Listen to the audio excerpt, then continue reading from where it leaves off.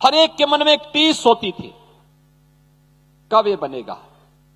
लेकिन जो दूसरों के लिए संभव था उसको मोदी जी ने संभव करके दिखा दिया। अयोध्या में भगवान राम का भव्य मंदिर का निर्माण भी हो गया। आज अयोध्या दुनिया की सुंदरतम नगरियों में से एक हो गई और प्रतिवर्ष 6 से 8 करोड़ श्रद्धालु और टूरिस्ट इस समय अयोध्या धाम में आ रहा है, अयोध्या का दर्शन कर रहा है। मथुरा वृंदावन हो या फिर उत्तराखंड में केदारनाथपुरी और बद्रीनाथपुरी के पुनरुद्धार का कार्य, मध्य प्रदेश में महाकाल का महालोक हो या फिर देश के अंदर अलग अलग स्थानों पर भारत की विरासत को सम्मान देने, भारत के अंदर आधुनिक इंफ्रास्ट्रक्चर के माध्यम से भारत के विकास को कैसे आगे बढ़ाया जाना चाहिए और भारत के अंदर भारत के युवाओं की, भारत के अन्नदाता किसानों की, भारत के श्रमिकों की, भारत की आधी आबादी महिलाओं की आकांक्षाओं के अनुरूप भारत का समग्र विकास हो सके, उसे किस रूप में प्रस्तुत करना चाहिए। ये प्रधानमंत्री मोदी जी के नेतृत्व में आज जब भारत दुनिया के अंदर तेजी के साथ उभरती हुई एक अर्थव्यवस्था के रूप में आगे बढ़ी है, उन स्थितियों में अपनी आस्था के साथ साथ विरासत के सम्मान को कैसे बढ़ाना है, स्टैच्यू ऑफ यूनिटी उसका एक बेहतरीन उदाहरण है। अभिनंदनीय और अविस्मरणीय क्षण हर भारतवासी के सामने प्रस्तुत करता है और इसके लिए हर भारतवासी प्रधानमंत्री मोदी जी का कृतज्ञतापूर्वक आभार व्यक्त करता है। बहनों और भाइयों, सरदार वल्लभ भाई पटेल भारत की अखंडता के शिल्पी। ब्रिटिशर नहीं चाहते थे कि भारत एक रहे। उन्होंने शरारतपूर्ण तरीके से भारत का विभाजन केवल भारत और पाकिस्तान के नाम पर ही नहीं किया था, बल्कि उनकी शरारत थी कि भारत को दर्जनों इतने टुकड़ों में बांट डालो कि भारत फिर एक न रह सके और फिर ब्रिटिशर की तरफ ये लोग आशा भरी निगाहों से देखें। लेकिन भारत माता के सपूत, जिनका जन्म इसी गुजरात की धरती पर करमसद में हुआ था, लौह पुरुष सरदार वल्लभ भाई पटेल ने अपनी दूरदर्शिता के कारण न केवल उस समय भारत को बल्कि 563 देशी रियासतों को भी भारत गणराज्य का हिस्सा बना करके वर्तमान भारत को एक भारत के रूप में जहां रखा, तो प्रधानमंत्री मोदी जी उसी एक भारत को श्रेष्ठ भारत बनाने के लिए उनके नेतृत्व में 11 वर्षों में हम सब भारत के अंदर देख रहे हैं, हम सब देख रहे हैं। और कितना सुखद संजोग है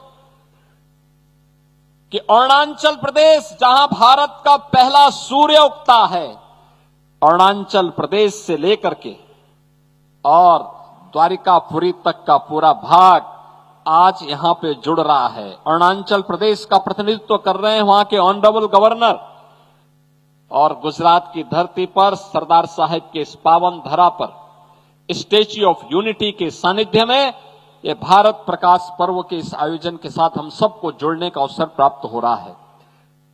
ये सचमुच पिछले 7 वर्ष में जो विकास यहां का हुआ है, यह स्टैच्यू ऑफ यूनिटी और सरदार सरोवर के तट पर हुए विकास और टूरिज्म के एक बेहतरीन केंद्र को ही हम नहीं देख रहे हैं, ये भारत के विकास की एक प्रतिकृति भी है।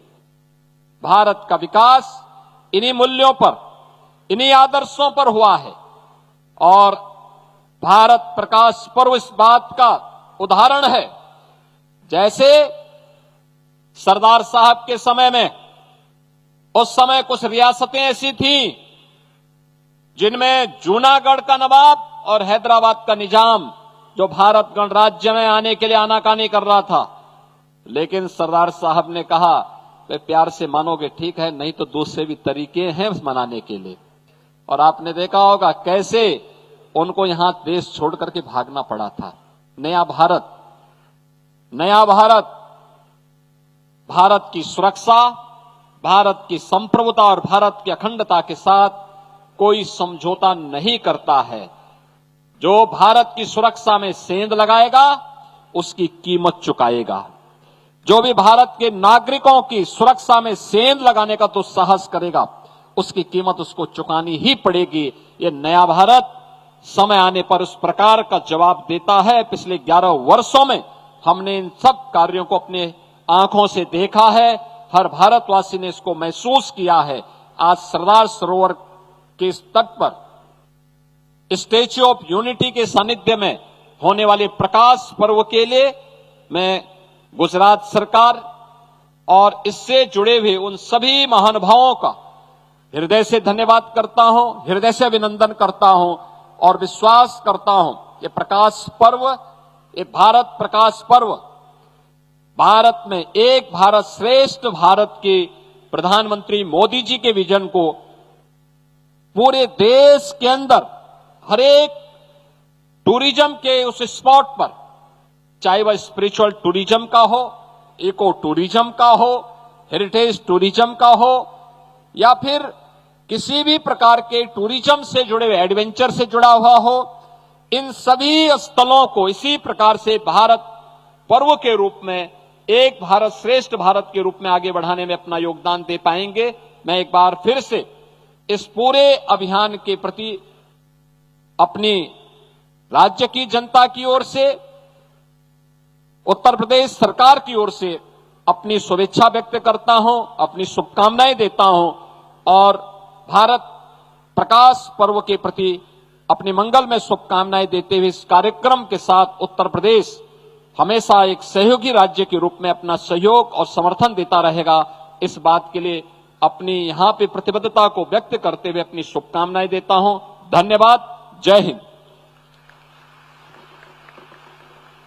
बहुत बहुत बहुत आभार माननीय योगी आदित्यनाथ जी आपका, आपके प्रेरणादायी उद्बोधन के लिए। आपका व्यक्तित्व पूरे भारतवर्ष, पूरे हिंदुस्तान के लिए प्रेरणादायी है। बहुत ही खास बात कही आपने कि मथुरा के भगवान श्री कृष्ण गुजरात के द्वारिकाधीश जो कि अपनी अर्धांगिनी के रूप में चुनते हैं अरुणाचल प्रदेश की राजकुमारी को, यानी रानी रुक्मणी जी को। और रुक्मणी जी के प्रदेश से आज हमारे मेहमान बने हैं लेफ्टिनेंट जनरल कैवल्य त्रिविक्रम परनायक जी, ऑनरेबल गवर्नर